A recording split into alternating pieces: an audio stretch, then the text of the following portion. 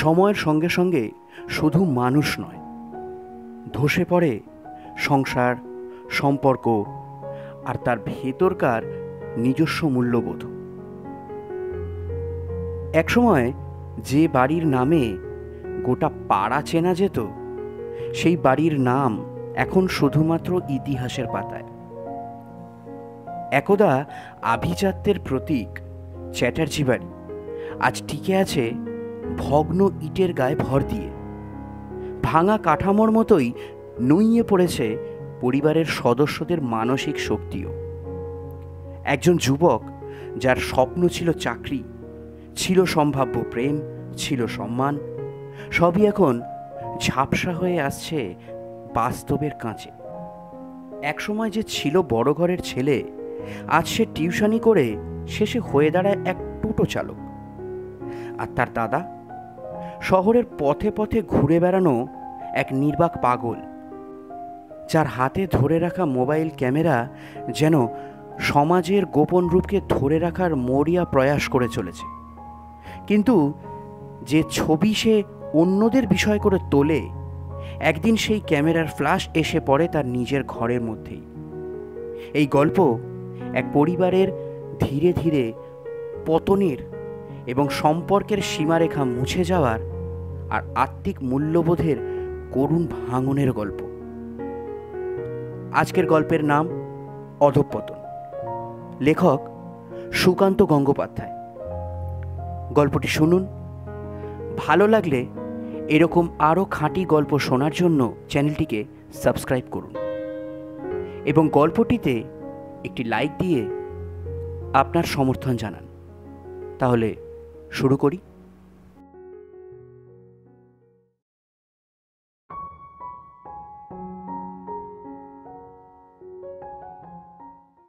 দত্তপাড়ায় tuition পড়িয়ে ফিরছি।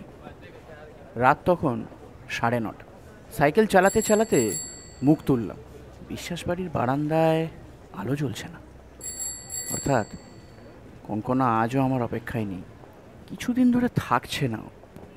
কঙ্কনা ছিল আমার সম্ভাব্য প্রেমিকা।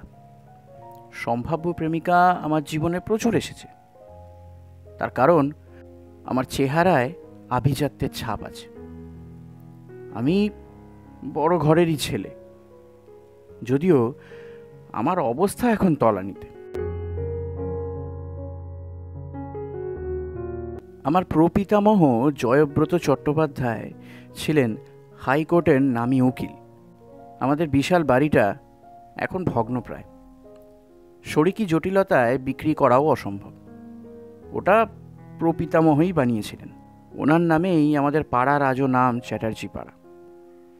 ঠাকুরদা ছিলেন সংস্কৃতের অধ্যাপক, আর বাবা ছিলেন হাই স্কুলের প্রধান শিক্ষক।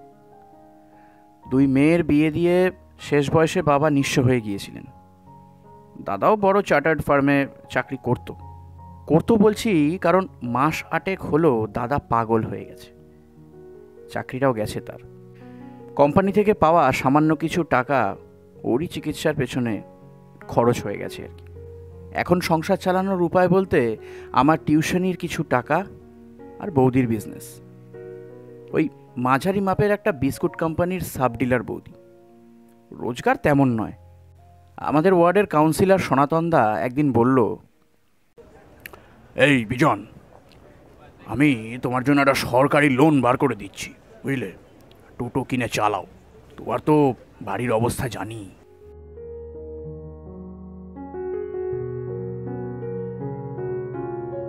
সনাতন দা কাউন্সিলর হলেও চ্যাটার্জি বাড়ির স্ট্যাটাসে ওঠা ওর পক্ষে সম্ভব নয়, তাই আমাকে নিচে নামিয়ে আনতে চাইছে আর কি।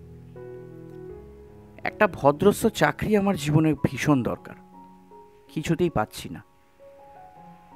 সরকারি চাকরির আশায় টাকা দিয়ে অনলাইনে ক্লাস করেছি। 30 পেরোলাম। আমার অনিশ্চিত ভবিষ্যতের কারণে সম্ভাব্য প্রেমিকার সংখ্যা কমতে কমতে কঙ্কনাতে এসে ঠেকেছিল। সেও আর রইল না। কঙ্কনা সরে গেল সম্ভবত দাদার খবরটা জেনে। কে আর পাগল থাকা বাড়িতে সংসার করতে চায় বলুন? আমার দাদা কিন্তু অত্যন্ত শান্ত স্বভাবের পাগল। মুখে কোনো কথা নেই, ইশারাও নেই। আমাদের চিনতে পারে কি না তা নিয়েও যথেষ্ট সন্দেহ আছে আমার। সকালে উঠে ওই চা বিস্কুট খেয়ে মোবাইল হাতে বেরিয়ে পড়ে। রাস্তায় যেতে যেতে হঠাৎ দাঁড়িয়ে পড়ে ছবি তোলে। কোনো নির্দিষ্ট লক্ষ্যবস্তু নেই, তুলে যায় অসহস্র ছবি। দাদার যে কখনো ফটোগ্রাফির ওপর ঝোঁক ছিল তাও কিন্তু নয়। দাদার তোলা ফটোগুলো খুব অদ্ভুত।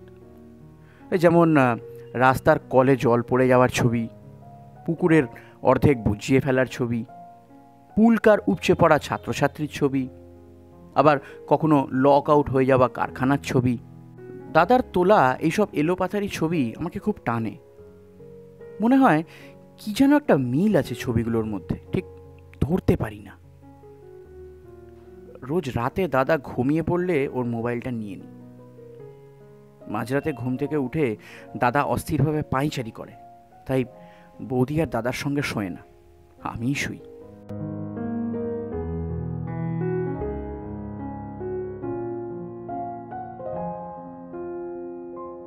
বাড়ি চলে এলাম।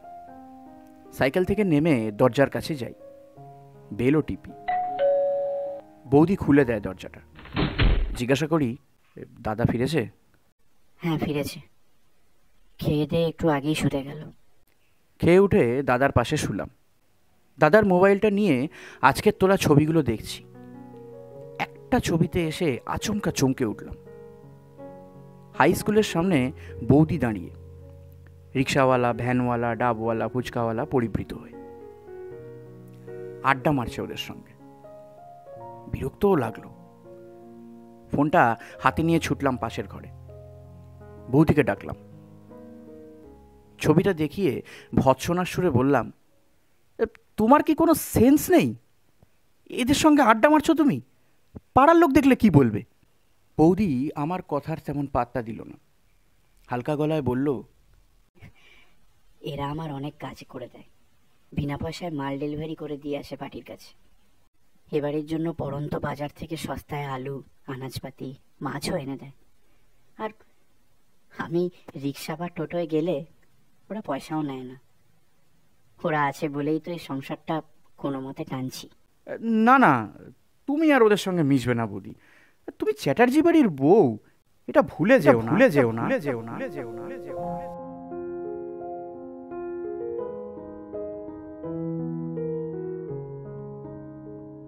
এক মাস কেটে গেছে।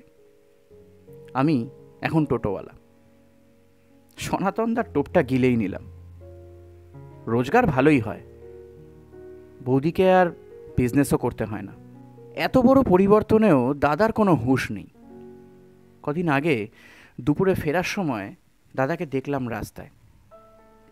টোটো দাঁড় করিয়ে বললাম, এই উঠে এসো, বাড়ি যাচ্ছি। কথা কানেই নিল না দাদা। হাতের মোবাইল তুলে আমার ছবি তুলল, তারপরে সোজা হাঁটতে শুরু করলো। আজও বাড়ি ফিরছি, খুব রোদের মধ্যে খুঁজছি দাদাকে। যতই নীরব থাকুক দাদা, দুই ভাই একসঙ্গে খেতে বসতে আজও ভালো লাগে আমার। বাড়ি ফিরে শুনলাম দাদা খেয়ে নাকি ফের বেরিয়ে গেছে। স্নান সেরে আমি এখন আয়নার সামনে চুল আঁচড়াচ্ছি। বৌদি এলো ঘরে, শান্ত স্বরে বলল, এমএ বিএড করে টোটো চালাতে ভালো লাগে? প্রেস্টিজে লাগে না? না, লাগে না। বৌদি আমার কাছে এগিয়ে এসে বলল, আমি জানি আমাকে বাঁচাতে তুমি টোটো চালানো ধরলে, আমাকে ভালোবাসো তুমি। তা এতই যদি ভালোবাসো, তাহলে আমার বাকি অপূর্ণতাটুকু পূর্ণ করে দাও।